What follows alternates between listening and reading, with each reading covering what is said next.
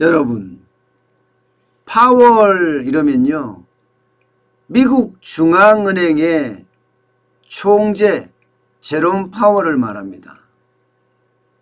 그런데 요즘 제롬 파월이 배신을 했다, 이런 얘기가 지금 금융가에는 쉽게 나돌고 있습니다. 무슨 말이냐? 전 세계가 돈을 푼다. 이게 뭐라고 해야 되나? 암묵적인 컨센서스, 의견 일치를 봤다고 이야기해야 되나요? 세계 경제가 어려우니까 미국 연방 준비 제도뿐만 아니라 20이라고 하는 유럽 중앙은행이나 일본 중앙은행이나 대한민국의 중앙은행이나 모두가 돈을 풀었잖아요. 또 풀고 있고요. 그런데 지금 제롬 파월이 긴축이라고 이야기할 수 있는, 쉽게 말하면 금리가 올라갈 수 있는 조치를 취했습니다. 바로 이겁니다. 보완적 레버리지 비율을 계속해서 규제 완화를 해왔는데 이거를 연장 안 한다는 이야기예요. 이 말이 좀 어렵죠. 쉽게 말하면요, 자기자본 비율을, 대형 은행들의 자기자본 비율을 그동안은 위기 때니까 낮춰줬습니다. 위기 때 낮춰주니까 낮춰진 만큼 돈을 풀 수가 있었잖아요. 대출을 해줄 수가 있었습니다. 그런데 이걸 이제 더 이상 안 낮춰주겠다는 겁니다. 그렇게 되면 미국의 대형 은행들이 이제는 자기자본 비율을 3 내지 5%가 일반적인데 이까지 올리기 위해서 이제는 국채를 팔아야 될지도 모른다, 이런 얘기가 나오는 겁니다. 여러분, 미국의 대형 은행들에 적용되는 은행이 2,500억 달러, 2,500억 달러면 우리 돈으로는 한 310조 2천억 정도 되거든요. 그러니까 310조 2천억이 되는 은행들은 무조건 총 자산의 3 내지 5%의 자기 자본을 보유해야 한다는 게 골자입니다. 바로 이것을 낮춰줬다가 쉽게 말하면 이제 안 하겠다는 거예요. 지금까지는요, 이 총자산의 범위에 국채나 혹은 연준의 지급준비금을 제외하도록 규정했어요. 총자산에. 그러면 제가 자산을 많이 가지고 있으면, 국채를 많이 갖고 있으면 자산이 늘어나잖아요. 근데 그걸 제외했으니까 자산이 적어졌겠죠. 자산이 적어졌으니까 여기에 퍼센트를 3 내지 5%를 적용한다고 하면 자산이 적어졌으니까 대출할 수 있는 양은 더 많아지는 거죠. 실질적인 자기자본 비율이 줄어드니까 말입니다. 여기에다 연방 지급준비금, 연준의 어떤 지급준비금, 이거는요, 은행이 부실할지 모르니까 항상 갖춰야 될 자기자본 비율 자산 중에 하나입니다. 이것도. 근데 이것도 자산에서 빼줬습니다. 그런데 앞으로는 이제 이거 안 빼겠다는 겁니다. 이렇게 되면 은행 입장에서는 기본적으로 채권 팔아서 자기 자본 비율을 높여야 합니다. 자기 자본 비율을. 시장에서는 보완적 레버리지 비율 규제 완화를 연장할 거다, 이렇게 예상을 했는데 하지 않았으니까 이 파월의 배신이라는 겁니다. 그런데 이렇게 될 가능성이 굉장히 커질 것 같아요. 지금요, 미국 대형 은행들이 보유한 미국 국채 적어도 2조 달러는 됩니다. 2조 달러. 2조 달러면 우리 돈으로 2,160조입니다. 2,160조 중에 보완적 레버리지 비율 규제 완화 여기에 해당된다 그러면요, 규제 완화를 연장 안 할 경우에는 적어도 350억 달러, 우리 돈으로 396조 원어치에서요. 500억 달러, 565조 원어치를 팔아야 된다는 결론이 생깁니다. 이 말은 어떻게 되겠습니까? 이 말은 결국 시장에 국채가 쏟아진다는 거예요. 안 그래도 미국은 지금 부양책을 쓰고 있잖아요. 1조 9천억 달러에 대한 부양책을 쓰고 있습니다. 뭐 성인 개인에게 적어도 1,400달러 158만 원을 지급을 하고요.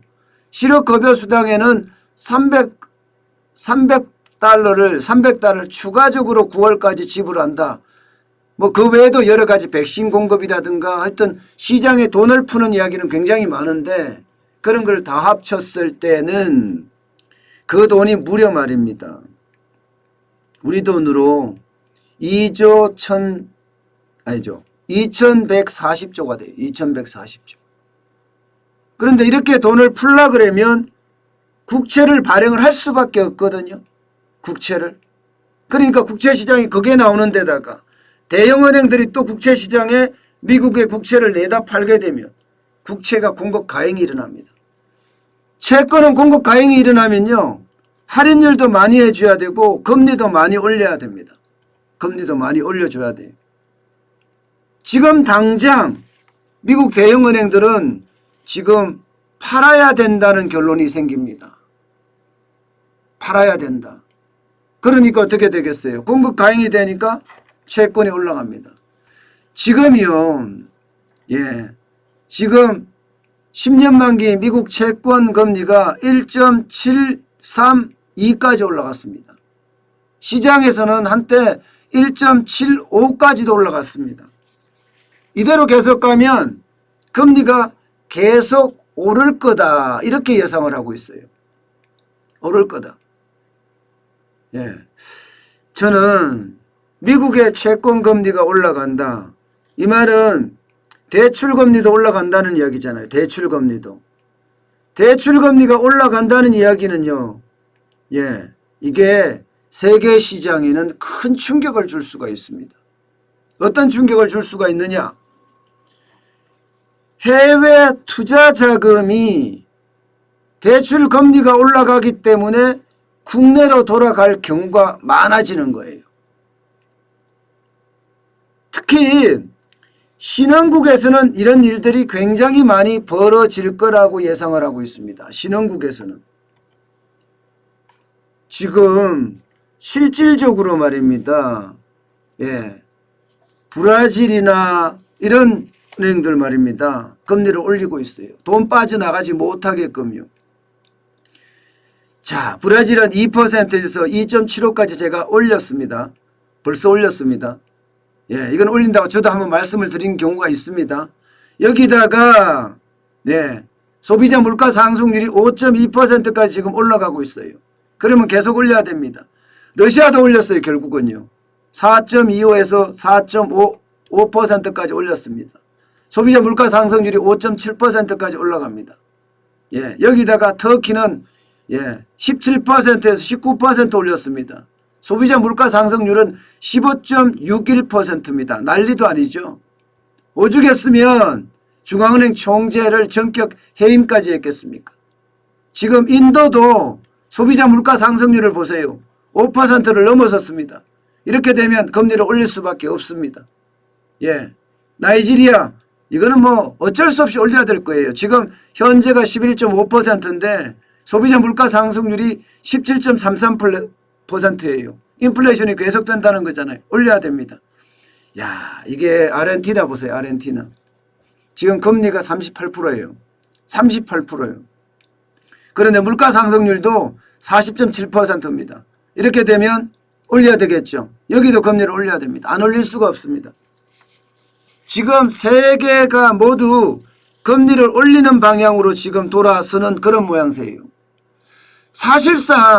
사실상 미국의 연방준비제도가 대형 은행들에게 이게 쉽게 말하면 자기 자본 비율을 높인 거, 사실상 높인 거잖아요. 높였다는 것은 긴축의 신호탄이다. 이렇게까지 읽히고 있습니다. 읽히고. 만약에 이렇게 금리가 오른다고 생각을 하면 신흥국은 진짜 박살날 가능성이 굉장히 커졌습니다. 그러면 우리는 어떨까요? 우리는 소비자 물가 상승률이 이 정도는 안 되죠. 5% 넘지는 않습니다. 지난달에 1.1%였어요. 생각보다 적었습니다. 그러나 안심하기는 이럽니다. 우리나라도 이머징 마켓에 해당되거든요. 우리나라도 선진국으로 분류하는 나라도 있지만 투자자들은 대한민국을 신흥국으로 평가합니다. 이머징 마켓으로 보니까 말입니다. 그렇다면 대한민국에 들어온 외국인 자금도 빠져나갈 수 있다는 사실이에요. 빠져나갈 수 있다는 사실. 안 그래도 금리가 오르는데 외국인까지 만약에 미국 금리가 올라서 빠져나간다고 하면 우리도 금리를 올릴 수밖에 없습니다. 현재 우리도 인플레이션 때문에 지금 금리가 오르고 있거든요. 미국의 금리가 오르기 때문에 우리도 오르고 있습니다. 2.152까지 올랐습니다. 예. 미국의 금리가 오르면 계속 오를 수밖에 없어요. 계속 오를 수밖에. 이렇게 됐을 때 저는 또 하나의 물가 폭등에 대한 요소가 생긴 것 아닌가, 그렇게 저는 보고 있습니다.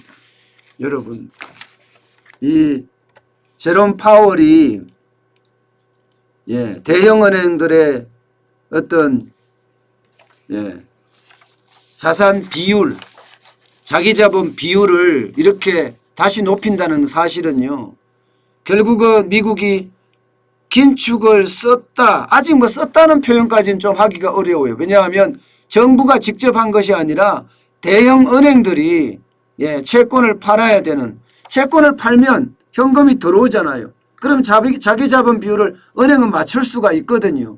그러면서 시중의 유동성을 줄이는 거란 말입니다. 시중의 유동성을 줄인다는 건 결국은 양적 완화에서 지금 서서히 돌아서는 것 아니냐, 이런 예측이 지금 가능하게 됩니다. 그만큼 시장의 변화, 금리가 오늘도 많이 요동을 치게 만들 거예요. 그만큼 시장은 요즘 금리에 굉장히 민감하거든요. 게다가 금리가 올라갈 경우 우리 시장에 다가올 수 있는 충격은 그 어느 때보다 크다. 부동산도 마찬가지고 연끌해서 많은 사람들이 집을 샀잖아요. 비투도 마찬가지입니다. 요즘 안 그래도 주식시장 어렵거든요. 주식시장 자체가 여러분도 알다시피 롤러코스터 장세예요. 그야말로 왔다 갔다 장세입니다. 그렇기 때문에 돈 버는 이들이 굉장히 적어요. 안 그래도 주식시장에서 돈을 많이 못 버는데 오히려 돈을 잃기까지 하는데, 이런 상태에서 금리까지 오른다는 것은 시장에 굉장히 충격을 줄 겁니다. 그만큼 이 금리 인상으로 그냥 단순하게 가면 좋겠는데요. 폭등까지도 지금 이야기가 나오는 이유는 지금 2%는 당연히 갈 거다. 심지어 3%까지 갈 거다 하는 예상까지 한단 말입니다. 뱅크 오브 아메리카는 이게 10년 만기 국채금리가 3%까지 가지 않겠느냐, 이런 예측까지 한단 말입니다. 그러면 대출금리는 4%를 넘어설 수도 있습니다. 그러면 금리 자체가 진짜 위험스럽거든요. 이 경우에 시장에 미치는 영향은 그 어느 때보다 크다, 이렇게 봐야 됩니다. 그만큼 외국인들의 어떤 이 엑소더스도 날 수 있다는 것, 그러면 자산시장에는 굉장히 영향을 미칠 수 있다는 것, 이것은 지금까지 봐서는 분명해 보입니다. 그러나 1조 9천억 원을 풀기 때문에 너무 많이 풀어서 이게 어느 정도는 줄여간다, 이런 측면으로 해석하는 분들도 있거든요. 그렇다면 금리가 폭등은 아니다, 금리가 올라가는 것은 사실이겠지만 폭등 수준은 아닐 거다, 이렇게 예측하는 사람들도 있습니다. 그렇지만 지금 현재 자기 자본 비율을 늘린 상태에서 그러니까 사실상 자기자본 비율은 줄인 거죠. 그죠? 사실상 줄인 상태에서 그러면서 돈을 많이 대출을 해준 상태에서 이것을 자기자본 비율을 늘려라 이렇게 한다면 시장에는 금리 인상으로 아마 대응하지 않을까. 금리가 올라가지 않을까. 국채를 그만큼 팔아야 되기 때문에 그렇게 저는 예상하고 있습니다. 어쨌든 여러분들 금리는 분명히 올라가는 그런 모양새입니다. 때문에 그에 대한 아주 철저한 대책이 필요하지 않을까 싶습니다.